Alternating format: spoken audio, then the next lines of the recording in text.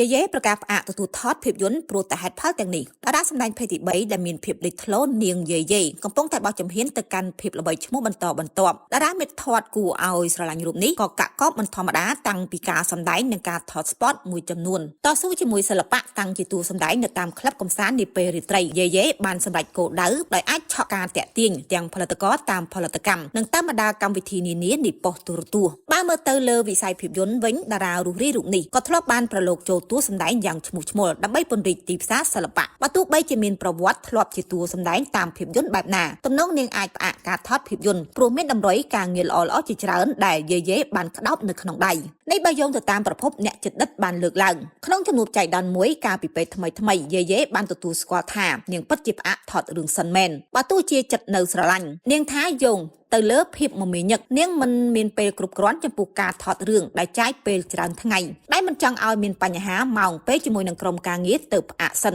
ម្យ៉ាងទៀតតាំងពីមានការងារថតប្រម៉ូទប្រកេនមួយចំនួនមករឹតតែរវល់ម្ល៉េះហើយនាងសុខចិត្តចាប់ការងារជាមួយនឹងក្រុមហ៊ុនផលិតផលនិងជាមួយអ្នកលក់អនឡាញឲ្យស្អិតសិនទាន់ឱកាសមកដល់នាងបន្តថាមិនបានតាំងចិត្តលេងរឹកពីអ្វីទេនៅតែស្រឡាញ់តែមកពីកលៈទេសៈបានតម្រូវយ៉ាងណានាងនៅតែមិនភ្លេចអ្នកជួយនាងនៅក្នុងសិល្បៈទោះរូបភាពណាក៏ដោយបាននៅតែចងចាំនឹកឃើញប្រៀបបីពាក្យចាស់ថាផឹកទឹកកុំភ្លេចប្រភពដើមចាត់ទៅឃើញថាកញ្ញាយាយចាប់បានប្រកាសថានឹងផ្អាកទទួលថតភាពយន្តចាក៏ព្រោះតែហេតុផលទាំងអស់នេះជាការពិតណាស់តារាសម្ដែងដែលជាភេទទី3ដែលនាងមានភាពលេចធ្លោគឺនាងយាយកំពុងតែបោះជំហានទៅកាន់ភាពល្បីឈ្មោះជាបន្តបន្ទាប់ចាដោយតារាមេធំគួរឲ្យស្រឡាញ់រូបនេះក៏កាក់កបមិនធម្មតាផងដែរជាតាំងតែពីការសម្ដែងនិងការថតស្ពតមួយចំនួនដូចគ្នាចាដោយកញ្ញាយាយដែលជាភេទទី3រូបនេះចាប់បានតស៊ូជាមួយនឹងសិល្បៈតាំងតែជាតួសម្ដែងនៅតាមក្លឹបកំសាន្តនាពេលរាត្រីកញ្ញាយាយក៏បានសម្រេចគោលដៅដោយអាចឆក់នៅការតាក់ទាញតាំងផលិតករទៅតាមផលិតកម្ម